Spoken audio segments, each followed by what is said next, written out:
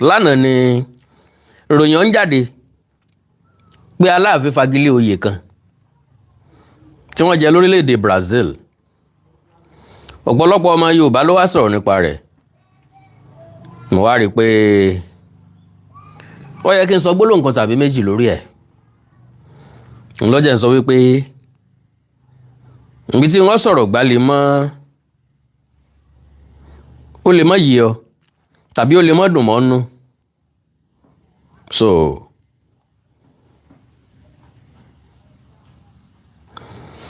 mo kí gbogbo alẹ́ kan sí. Now ọ̀rọ̀ oyè ọ̀hún bò ló ṣe lọ. Response àwọn ọmọ káàárọ̀ oòjíire ńlọ fẹ́ mú mi dá sí.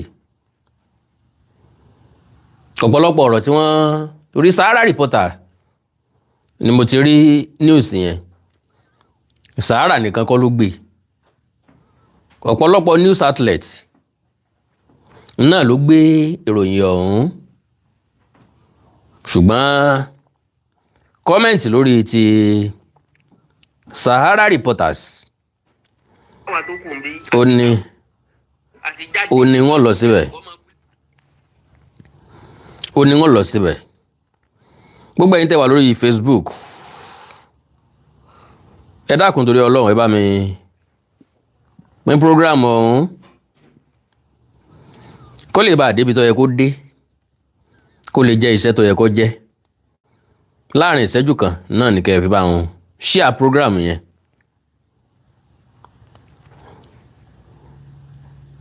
Within 1 minute péré ní kẹ́ bá mi fi pín. Ẹ má bínú. Ẹ má bínú. Àsọ ọ̀pẹ lóko bẹ́ẹ̀ rí.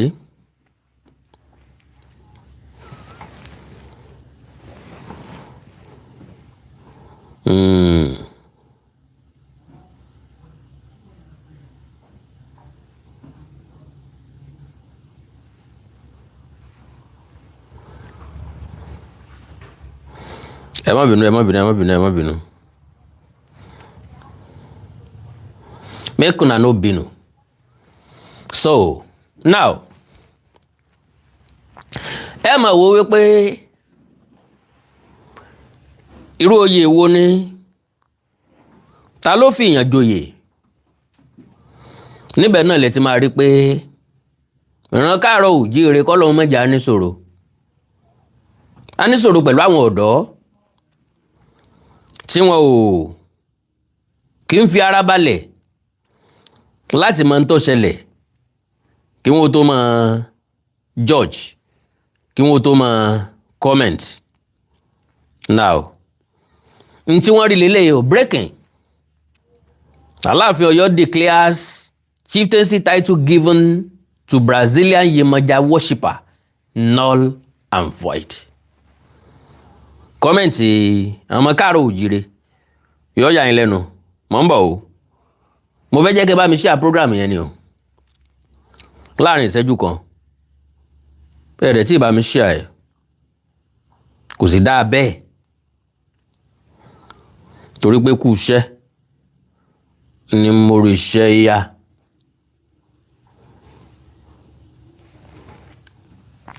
Ní wàrà wa sì lágbára Ọlọ́run. All right. Like I said, breaking, Alafin Ọ̀yọ́ declares chieftaincy title given to Brazilian Yemaja worshipper null and void. Ẹ jẹ́ kí n bẹ̀rẹ̀ láti bi comment àwọn èèyàn. Kẹ́wúrú àwọn èèyàn ta ni o. Eléyìí ó ní the title. I know about the Yoruba monarchs and their superiority. If the title was given by Ooni of Ife, then Alafin Ọ̀yọ́ has nothing to do about it because Ooni na their senior. Eléyìí by the provisions of the relevant laws of Oyo State, does the Alafin have powers outside Oyo State? Mumbo, the demand aware that he is only Alafin of Oyo and not Yoruba land. Eléyìí, hope it's not what I'm thinking. It seems like an easy buy chieftaincy title. Maybe the woman have defaulted for August payment. Eléyìí, this king don't start him comedy again. Been a while. will all hear from you. Eléyìí, who gave the title in the first place? My question is, gbogbo àwọn tó ń béèrè unnecessary questions yìí, gbogbo àwọn tó ń comment yìí, wọ́n ti lọ sínú news gangan o. Wọ́n ò tí wo content of the news gangan. You will now agree with me wípé àwọn ọ̀dọ́ ilẹ̀ káàárọ̀ òjíire ló yẹ kó relief wa, kí wọ́n fún wa rest of mind. Àwọn ló ń fún wa ní gbódídís, àwọn ló ń fún wa ní wàhálà jù lórí social media. Because to the best of my understanding, àwọn tó ń comment yìí ọ̀mọ̀wé ni wọ́n àbí ọ̀kàwé ni wọ́n. Wọ́n wà literate. Wọ́n kàwé, wọ́n gba iléèwé kọjá. Àwọn ọ̀jọ̀gbọ́n ní you should never judge a book by the cover. Ngbà tá a bá pick title, problem tí ọ̀pọ̀lọpọ̀ ní ni pé wọ́n ti gbàgbé pé oníròyìn máa fi title tó dùn sí ìròyìn tán bá kọ. Bí wọn ò bá fi sí ẹ̀ ní kà.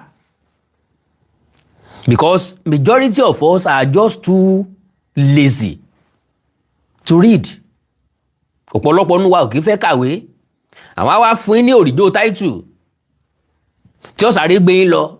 But unfortunately, wọ́n fún yín ní title ẹ̀ tí ìwò ẹ̀ tí ń comment. Ẹ kọ́kọ́ wò ó.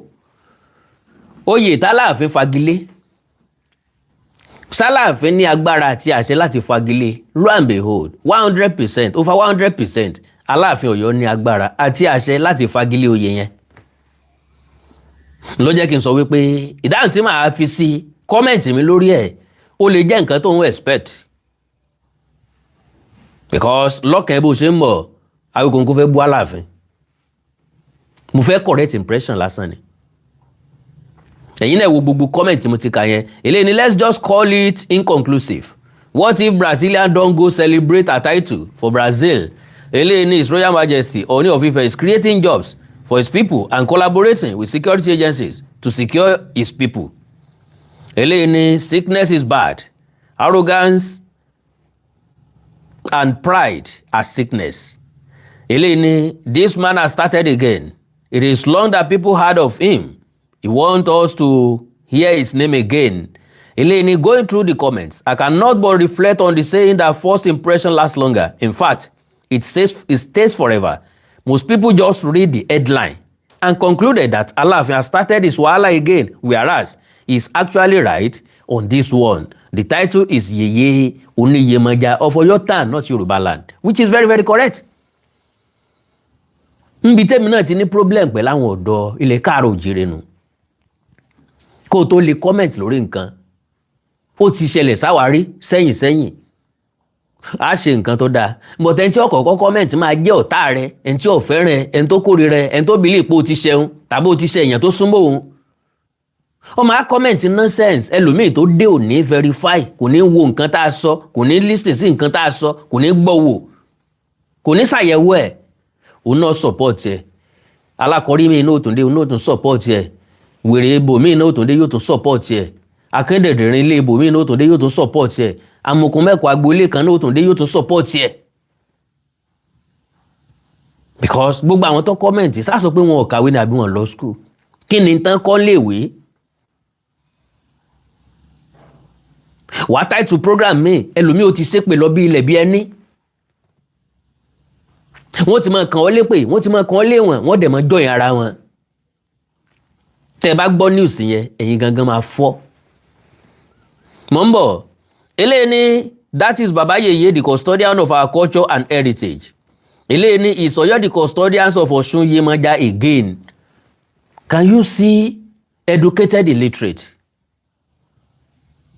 Osun Yemoja kọ́ ni o, ó rí lókè gàràgbàgàdàgbà o, Brazilian Yemoja, Brazilian Yemoja. Because Ọ̀ṣun nìkan kọ́ ló ní Yemoja, gbogbo odò ló ní Yemoja. Àwọn tí wọ́n dẹ̀ ń bọ odò ni wọ́n ń jẹ oyè Yemoja. Meanwhile, àwọn oní Yemoja láti Ọ̀yọ́ ni wọ́n lọ Brazil tán lọ fìyàn jóyè Yemoja of Ọ̀yọ́ without the consent of the Alafin. It's not done anywhere. oyè tí ọba kárì Yorùbá ní bí àjẹ́ ọba pọ̀ lọ́tà gbogbo ará Ọ̀tà ló yẹ kó mọ̀ wọ́n sì ní bí àkọ̀sìn bá fẹ́ kọlà lẹ́yìn ó yẹ kó dénú ọmọ ẹ̀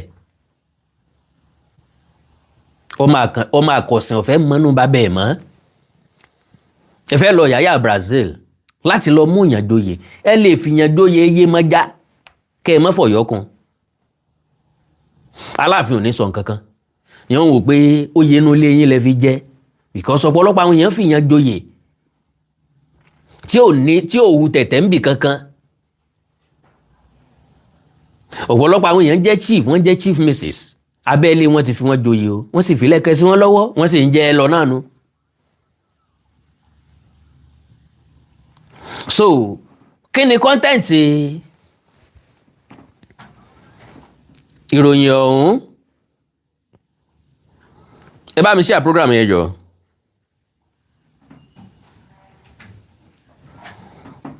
Ẹ bá mi pín.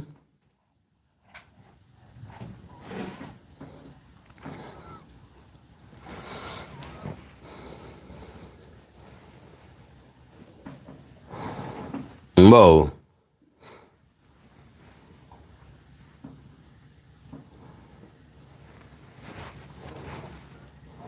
So now, like I said, ọmọ kóòtù òjíire bí ọ̀nà jẹ̀bi tá ń lọ pọ̀ ńlẹ̀ káàárọ̀ òjíire tá a bá fẹ́ proof lóòótọ́ pé akàwé ọ̀mọ̀wé sì ni wá ìwé sì hàn lára wa.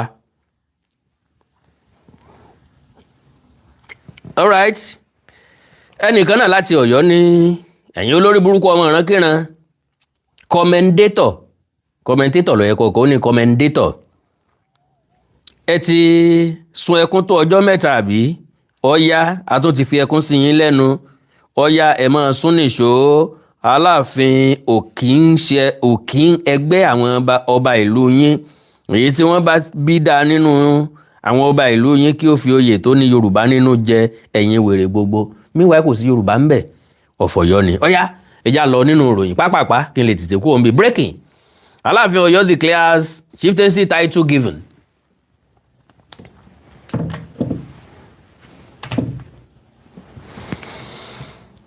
To Brazilian Yemaja worshipper null and void àná ló jáde August 26. So àná yẹn náà mo ti ní lọ́kàn láti sọ̀rọ̀ nípa ẹ̀ but unfortunately n ò sí nílé látàárọ̀.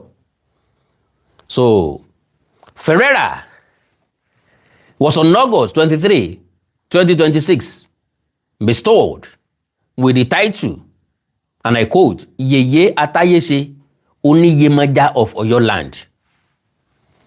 Sálàfin láṣẹ àbálàfin ò láṣẹ. Yeye Atayese Oniyemaja of Oyo land. Kò sólórí méjì lọ́yọ̀ọ́, Aláàfin ní ń bẹ lọ́yọ̀ọ́. According to our subsequent social media post, the Alafin of Oyo Babimbola Akeem Owoade I has declared invalid a traditional title bestowed on Brazilian national Paola Almeida Ferreira by Yemaja worshippers in Oyo. Àwọn tó fi joyè àwọn ará Ọ̀yọ́ ni lóòótọ́ ṣùgbọ́n Aláàfin ò mọ̀ nípa rẹ̀ palace ò mọ̀ nípa rẹ̀. Ọ̀nà méjì ló pín sí gbẹ̀jẹ́ kí n tiẹ̀ kọ́kọ́ bá délẹ̀.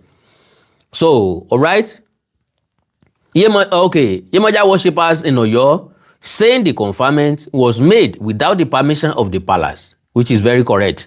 Ferreira was on August 23rd bestowed with the title Yeye Atayese Oniyemaja of Oyo land, according to a subsequent social media post. However, in a public statement dated August 26 and signed by the Alafin, the monarch said the title was not valid under the native laws, customs, and chieftaincy traditions of Oyo land. The statement titled, and I quote, title Yeye Atayese Oniyemaja of Oyo land was issued from the Alafin's palace under reference number AL1/Volume 8/105. Owoade said traditional titles, could not be conferred in Oyo without the knowledge and approval of the Alafin. Correct. Who is described as the prescribed authority and custodian of the town's historical and cultural heritage. This statement is to certify, in exercise of the power conferred upon to me under the native law, customs, and chieftaincy tradition of your land, that any traditional title can be conferred without the awareness and permission of the authority of the Alafin in your community and its environs. Ọmọ ẹran wo ló wá ní Alafin ò lẹ́tọ̀ọ́ láti parú àṣẹ bẹ́ẹ̀, the monarch said. He subsequently declared the title given to Ferreira officially invalid. And I quote, therefore, the Alafin of Oyo, the custodian of the historical and cultural heritage in Oyo, as the prescribed authority, hereby informs that the title Yeye Atayese Oniyemaja of Oyo land bestowed on the 23rd August 2023 to Paula Almeida Ferreira, Brazilian citizen, is officially invalid, Oba Owoade stated. Ferreira celebrated the conferment of the title in a Facebook post on August 24, describing it as a position carrying responsibility and a connection to the sacred. And I quote, there are titles that are responsibilities, recognition, and commitment to the sacred, she wrote. She described Atayese Oniyemaja as a priestly title associated with the Yemaja court and said it was linked to the strength, protection, and transformative power of the deity. According to Ferreira, Yemaja represents, and I quote, a source of life, motherhood, acceptance, depth, and strength. Our waters nourish, protect, and renew. Explaining the significance she attached to the title, Ferreira wrote, and I quote, therefore, carrying the title Atayese Oniyemaja represents being linked to a greater mission to transform, care for, guide, and contribute to people's lives, finding paths of balance, prosperity, and renewal through the strength of Yemaja. She further described the title as one that carries a responsibility to Yemaja and to devotee seeking positive transformation, and I quote, Atayese Oniyemaja, one who carries a responsibility before Yemaja and before those who seek, though a strength, a better life. Ferreira concluded her post with a prayer for devotees of Yemaja, and I quote, may the waters of Yemaja continue to open paths, bring transformation, and strengthen all those who walk under the protection, Ashe, she wrote. Now, kìí ṣe tí ó yẹ ká gbà lọ títí, ọ̀nà méjì ni mo ló pín sí.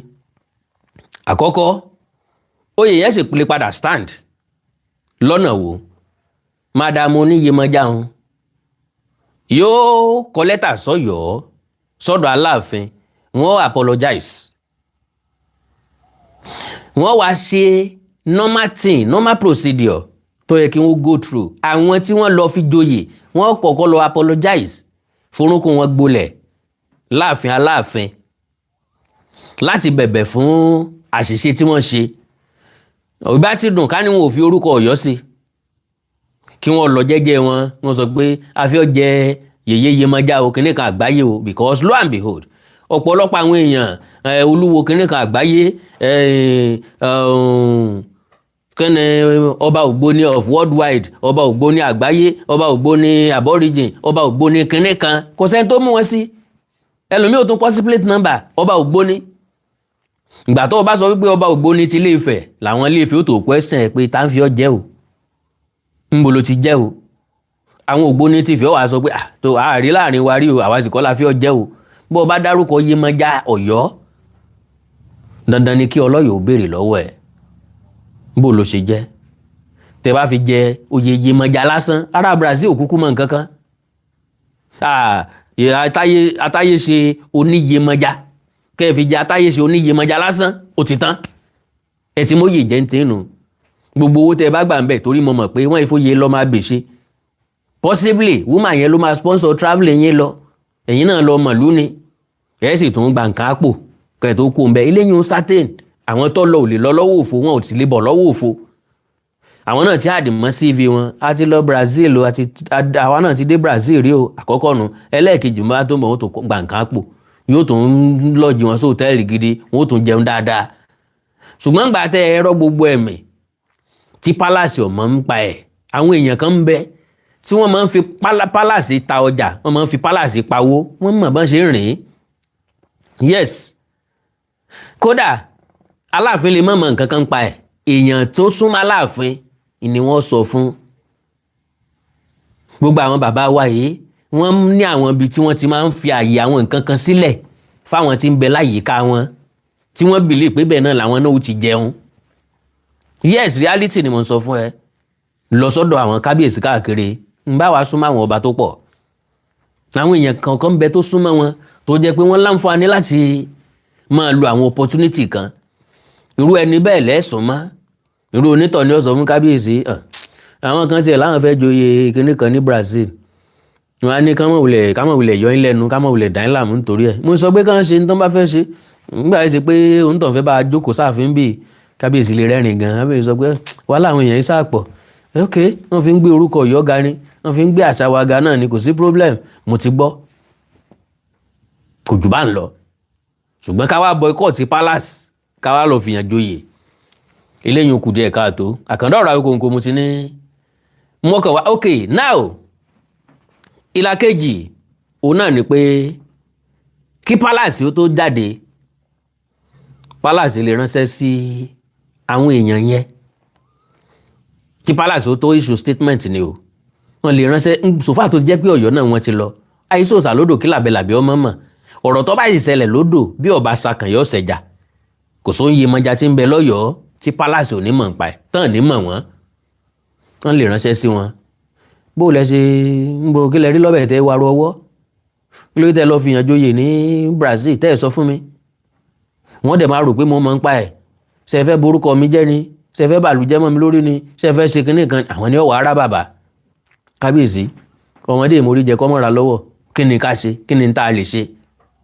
so ọ̀dà á ṣe báyìí á ṣe báyìí á ṣe báyìí eléyìí náà gẹ́gẹ́ bàbá sọmọ èmi wá wò ó pé ní pàtì ti Aláàfin kábíyèsí lè pè wọ́n láti bá wọn sọ̀rọ̀ àbí ńgbà tí àtẹ̀jáde ti jáde àwọn náà lè lọ bá kábíyèsí láti amend because kò ní dàbí disgrace fún arábìnrin tí wọ́n fi joyè because àjèjì lóhùn àkọ́kọ́ nìyẹn àti pàápàá innocent ni òun kọ́ ni ó béèrè oyè lọ wọn àwọn ni wọ́n ò foyè lọ kò sí ní tọ́ka ara Brazil pẹ̀lú oyè kan ṣùgbọ́n gbà tán bá ti fi lọ tán dẹ̀ ṣàlàyé ẹ̀ fún prestige ti ń bẹ́ẹ̀ lónú ó gbé yẹ̀wò pé ó dẹ̀ dá o tán máa celebrate ẹ̀ tí gbogbo ayé máa rí tọ́tún máa wò tó sì máa wò ó so kó má dàbí disgrace fún and again tẹ́ bá wò dáadáa ó ti announce ẹ̀ lórí social media ó ti polówó ẹ̀ ó ti celebrate ẹ̀ wọ́n celebrate ẹ̀ gidi ní Brazil káwá sọ wípé oyè yẹn ò stand mọ́ yóò dàbí ìrẹ̀wẹ̀sì ọkàn ìbàlọ́kàn jẹ́ ìbànínú jẹ́ and kò ní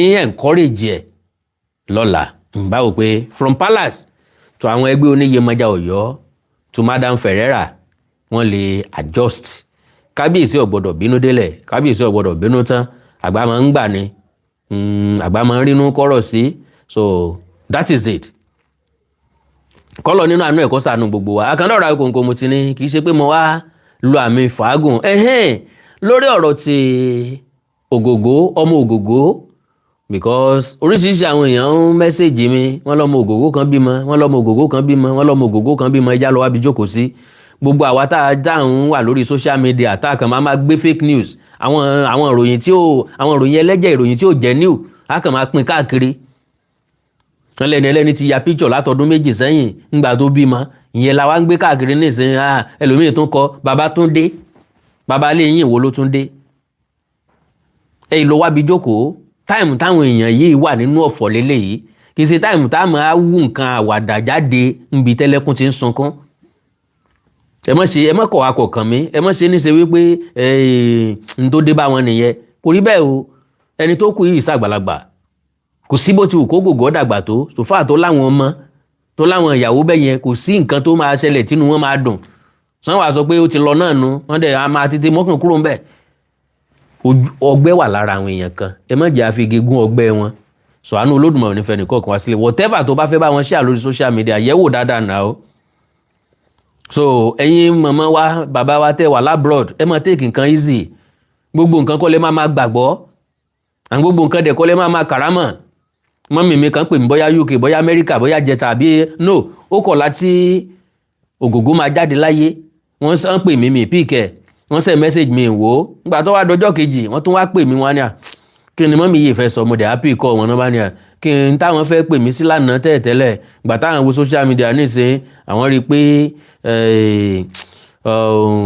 Alhaji Taiwo Hassan wọ́n ti padà kú pé ká ní kó tó kú kálábárì èèyàn gbé wọn wá sí chọ́ọ̀chì pásítọ̀ kan ni I was like pásítọ̀ wo pásítọ̀ yẹn wá jọ́lọ́ ni ṣé pásítọ̀ yẹn gangan ló ní kú ni wọ́n ní kò ní kú láéláé kò lè kú kíní yẹn ò lè pa àìmọye àwọn ní kíní tó àwọn tí ràrùn tó jù bẹ́ẹ̀ lọ ṣe pásítọ̀ yẹn máa wọ̀ ṣe ìdànù ni ó máa ṣe kíní kan ẹ má jẹ́ kí kíní ọ̀hún kí pásítọ̀ ọ̀hún o kò ní lè orí wọ́ọ̀ṣì fúnra lára ẹ tiẹ̀ gangan o so ẹ má jẹ́ àwọn take gbogbo nǹkan serious gbogbo àwọn tí now wọ́n jẹ́ kó yé wa nísìn pé ara ọ̀pẹ̀bẹ́ náà yá wọ́n jẹ́ ó yé wa nísìn pé ara ẹlẹ́ṣọ̀ náà yá gbogbo àwọn alágbò sọnù tí wọ́n ń kágbó káàkiri wọ́n ń gbé láàrin ọ̀sẹ̀ kan láàrin oṣù kan ní tí ń ṣògògó máa lọ ọ̀pẹ̀bẹ́ ló wà ńlẹ̀ yìí o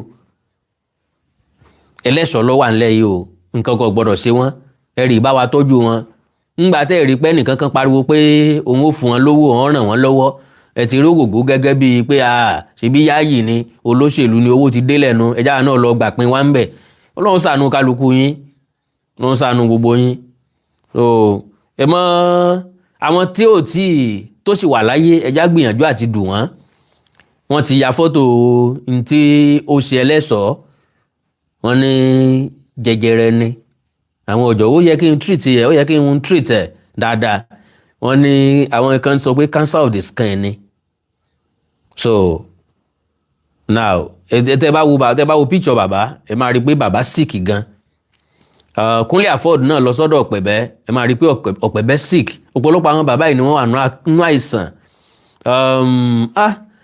lórúkọ bàbá yìí o Dásọfúnjó bàbá Musiliu Dásọfúnjó mo rí wọn ní sáìdì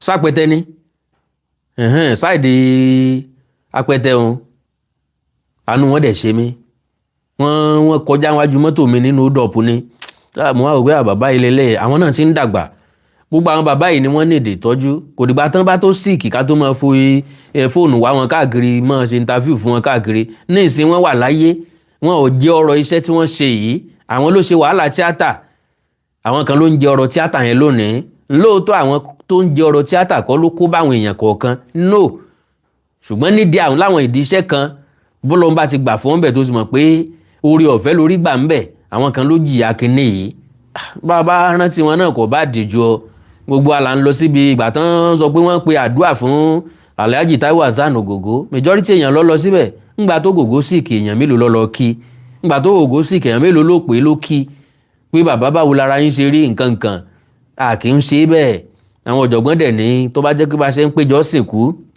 làbá ń péjọ tọ́jú aláìsàn ni aláìsàn ò ní kú ẹwù èrò rẹpẹtẹ ń bi ìsìnkú èèyàn mélòó lọ ńgbà tí ń ṣàìsàn èèyàn mélòó ló kí à ńgbà tí ń ṣàìsàn gbogbo àwọn bàbá yìí náà tá a dárúkọ yìí ẹ̀yin tó bá yẹ kẹ́ bá wa kàn sí wọn ẹ bá gbìyànjú láti kàn sí wọn àánú Ọlọ́run ní fi wá sílẹ̀ o Ọlọ́run ní jẹ́ ká kú láì tọ́jọ́ ìṣẹ́ máa ń yára pààyàn ju àrùn ìbálòpọ̀ lọ o ìṣẹ́ máa ń yára pààyàn ju àrùn ìbálòpọ̀ lọ majority àwọn bàbá yìí sẹ́ wọn jẹ́ ọ̀rọ̀ nídìí iṣẹ́ yìí ọ̀pọ̀lọpọ̀ ọ̀nù yín máa pè wọ́n ẹ̀fọn lówó táṣẹ́rẹ́ ẹ̀dáàdì ẹgbà owó mọ́tò ni sówó mọ́tò lásán làwọn wá gbà láyé